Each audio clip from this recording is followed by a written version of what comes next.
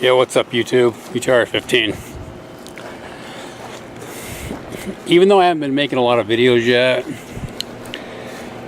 the prepping world is something I've still been very heavily involved in. You know, I've got my garden going, which like it's going to be a bust this year, which really pisses me off. But unfortunately, you know, I've been working 60, 70-hour weeks. I just have not had the time to make videos. I haven't had the time to attend to a lot of stuff. But one thing I have been doing, I've been looking for a network.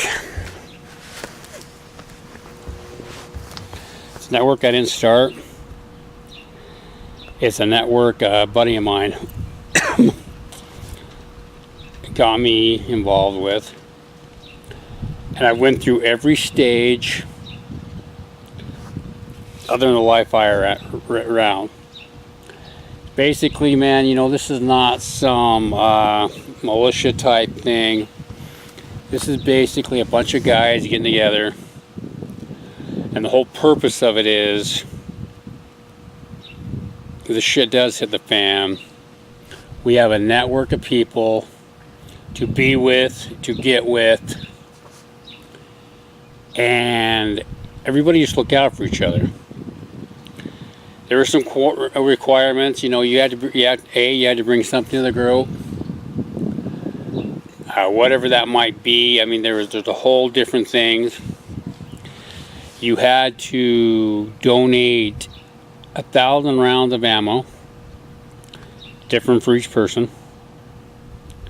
My 1,000 rounds happened to be 22, so it wasn't super expensive. It's all kept in a central location. We do have a semi-bug out location. It's not really a bug out location. We have a location we're all going to go. We're all going to meet. We haven't been fully accepted yet. I should know probably by the end of next week. I think I might have said this week, but I think it's actually going to be the end of next week. And you know, my only point behind this is I don't know if you're going to survive alone. If we have a big breakdown, I don't know if any of us has what it takes to survive alone. You know, you've watched videos on YouTube just like I have. There's so many people talking shit. I mean, there's this one guy I watch, man. I like the guy. I think he's pretty cool. But it's obviously, man, his income is much higher than mine. When he gets into something, he gets into it so heavy, he's not going to buy the $49.99 budget. He's going to buy the $550 top of the line and the $500 mid top of the line. He's going to basically see which one works for him and sell the other one. Well, you know, if you got that kind of money, cool. I have nothing against it. Then, you know, you see the other preppers out there that I'm sure just works out this way, but they have stuff given to them, or they're begging for, not so much begging for money, they're begging for this, that, and the other. Like I said, I'm not going to mention any names because I don't have anything against these guys. It's just not the way UTR15 rolls. Pretty much everything I've got in my preps and everything I've bought, I've bartered for, I've come across it myself. Now, you know, if you can get people to give you stuff for free, or if you can, if you have much more income than I do and you can buy the top of the line stuff, that's fine. I don't have a problem with that. I just know I can't. There's just no way I can. But the point of this video is we all need to get a network of people. You take your average 2,000 square foot house sitting on, you know, maybe a quarter of an acre of land in the suburbs. Shit is the fan. There's no way your typical family of 4 or 5 is going to protect it. You either need other people to come to you, you need to go to other people, you need numbers. That's the only way you can protect it. Because, you know, your neighbors that aren't preppers, which, you know, I know we all have them. You know, it's just basically part of the game. Most people aren't. Your neighbors are going to basically be hurting. They're not going to have food. They're not going to have water. And all of a sudden, you know, your house, you know, they're smelling rice cooking, or, you know, maybe you have a freezer full of meat and you actually got burgers barbecuing or something, or even trying to cook inside. I don't know how to mask that smell. So your neighbors smell it. The first time they come knocking at your door, they're going to ask for a handout. You know, they're going to ask for a loaf of bread, or, you know, a burger, or a can of beans, or, you know, a bowl of rice. And if you're the type of person that gives it to all your neighbors, it's only going to be a matter of time before your food supply is gone. And if you're like myself, which will be, hey, go take a flying leap, they're only going to ask once. And then they're going to get with the other neighbors and say, hey, you know, so-and-so's family over here, man, they've got stuff. Then the mob's going to show up at your door. I've thought about this long and hard. If I'm in my house and all of a sudden several people show up demanding food, what are you going to do? Going to meet at the door with your, you know, your AR, your AK, and just start mowing them down over a bowl of rice? Well, you know, like I said, I've thought about it, and I've worked for what I've got. There's going to be a select few friends and family that I'll be willing to share with, but I don't prep to feed the neighborhood. If I'm lucky enough and things work out and I'm accepted in this group of people that's going to all, you know, basically meet and take care of each other, you know, that's going to be a totally, you know, different story. And yeah, of course, you know, you're going to help your community, you're going to help your group. But, you know, I don't know many of my neighbors. I know some of them by name, as, you know, the hey, how you doing and stuff like that. But there's no way that I'm prepping to take care of my neighbors. Family members, that's a different story, but not neighbors. So, you know, the point I'm getting at with this, guys, think about it.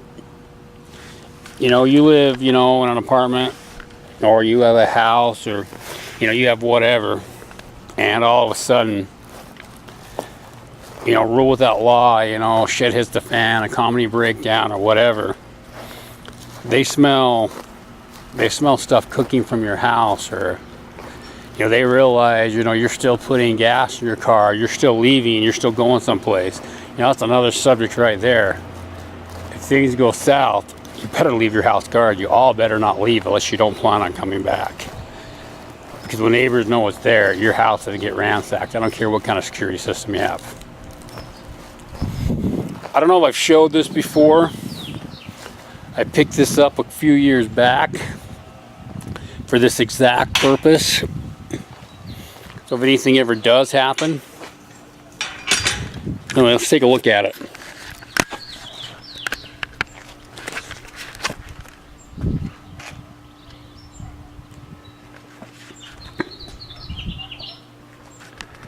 It's basically a tent trailer, pop-up.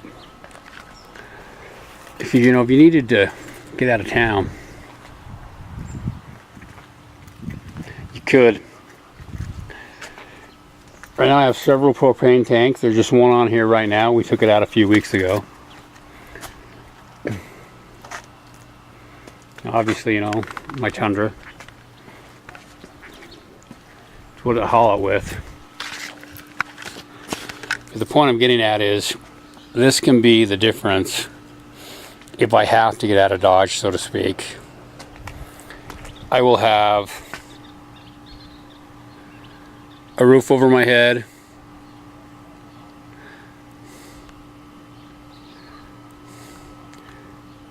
Of course, my camera wants to screw up now.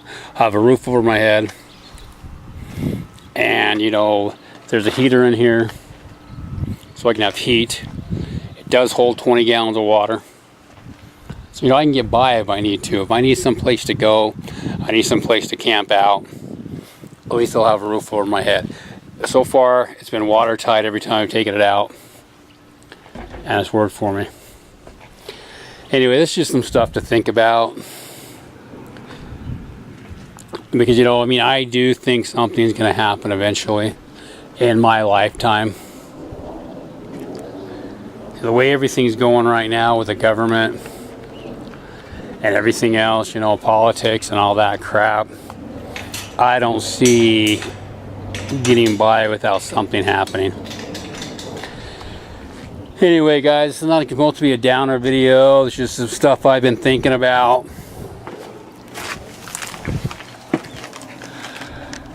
I think we all need to be prepared. We don't know what's going to happen. No one has a crystal ball.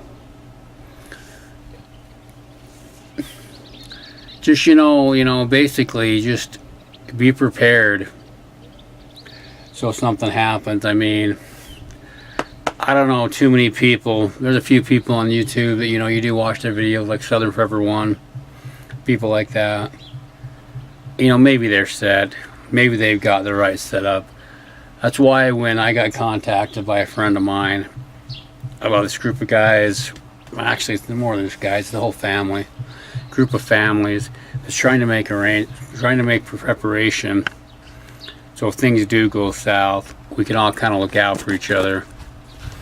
That's why basically why I thought about getting involved. I'm not 100% sure I'm going to join, because obviously I want to meet everybody. I want to see what's what before I commit.